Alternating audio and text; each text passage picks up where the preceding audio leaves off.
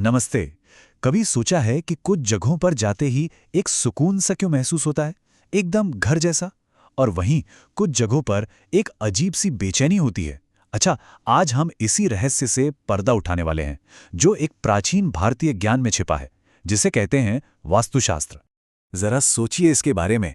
किसी नई जगह पर कदम रखते हैं और वहां की वाइब, वहां की एनर्जी तुरंत महसूस होती है। कभी कभी बहुत अच्छी, तो कभी कभी बहुत अजीब।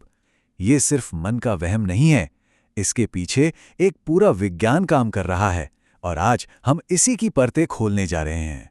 तो चलिए इस प्राचीन कॉस्मिक ब्लूप्रिंट की दुनिया में चलते हैं। देखिए, ये सिर्फ सजावट या इंटीरियर डिजाइनिंग के बारे में नहीं है।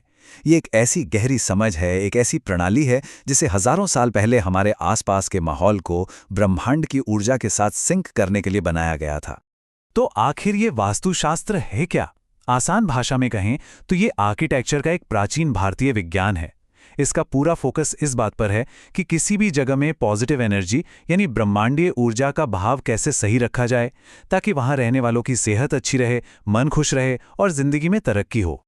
और देखिए, किसी भी विज्ञान की तरह ही वास्तुशास्त्र भी कुछ मजबूत, कुछ बुनियादी सिद्धांतों पर टिका है। तो चलिए एक एक करके इसके इन बिल्डिंग ब्लॉक्स को समझते हैं और देखते हैं कि ये काम कैसे करते हैं। वास्तु के दिल में है ये 5 तत्व, जिन्हें हम पंचभूत कहते हैं: पृथ्वी, जल, अग्नि, वायु और आकाश। ये प्रकृति के वो बिल्डिंग ब्लॉक्स हैं जिनसे हर चीज बनी है। और जब ये किसी भी जगह में, किसी घर में बैलेंस्ड होते हैं, तो वहां अपने आप एक हार्मनी, एक सद्भाव पैदा हो जाता है। और अब यहां से बात और भी दिलचस्प हो जाती है। वास्तु के हिसाब से हर दिशा की अपनी एक खास ऊर्जा और अपना एक खास काम होता है।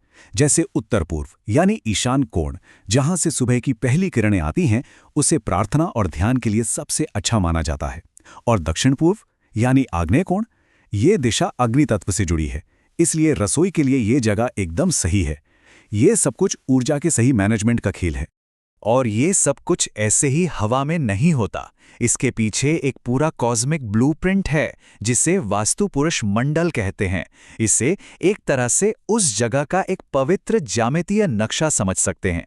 ये पक्का करता है कि हर चीज सही अनुपात में हो, ताकि एनर्जी बिना किसी रुकावट के आजादी से बह सके।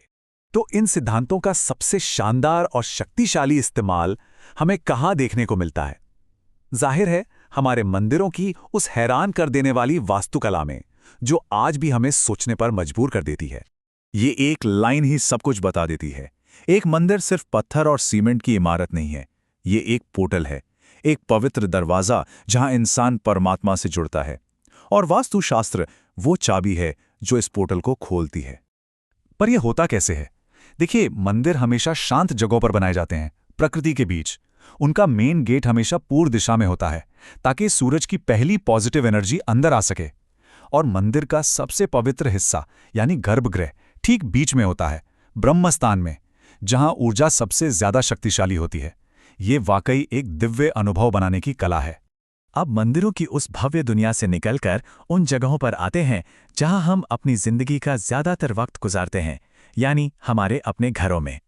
ये एक बहुत जरूरी सवाल है। क्या वही नियम जो देवताओं के निवास के लिए बनाए गए हैं, वो हम इंसानों के रहने की जगह पर भी लागू होते हैं? तो जवाब है हाँ, लेकिन एक अलग तरीके से। सिद्धांत वही रहते हैं, पर उनका मकसद, उनका इरादा पूरी तरह से बदल जाता है। घर में वास्तु का लक्ष्य एक ऐसा माहौल बनाना है जो हमारी सेहत, हमारी खुशी और हमारे रिश्तों को बेहतर बनाए। यहाँ पर बेडरूम को आरामदायक बनाने की बात होती है, लिविंग रूम को वेलकमिंग बनाने की बात होती है, और रसोई को जिंदगी से भरपूर बनाने की बात होती है। मकसद घर को सिर्फ एक मकान नहीं, बल्कि एक सुकून की जगह, एक अभयारण्य बनाना है। तो अब जब हमने मंदिरों और घरों दोनों को समझ लिया है, तो चलिए इन सारी बातों को एक साथ रखकर देखते हैं और इन दो पवित्र जगहों के बीच के सबसे बड़े फर्क को समझते हैं। तो यहाँ सबसे बड़ी सीख ये है कि वास्तु कोई वन साइज फिट्स ऑल नियम नहीं है। ये एक लचीला विज्ञान है जो जगह के मकसद के हिसाब से खुद को ढाल लेता है। मंदिर बनाए जाते हैं दिव्यता का अनुभव कराने के लिए, और घर बनाए जाते हैं आराम और खुशी के लिए। लेकिन दोनों ही मामलों में लक्ष्य एक ही है, एक ऐसा स्थान बनाना जो जीवन को सपोर्ट करे और उसे बेहतर बनाए। तो आज की इस मॉडर्न और अक्सर भागदौड़ भरी जिंदगी में शायद इस प्राचीन ज्ञान में हमारे लिए एक बहुत गहरा सबक छिपा है।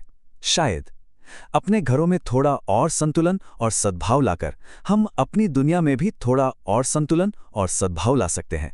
सोचने वाली बात है ना?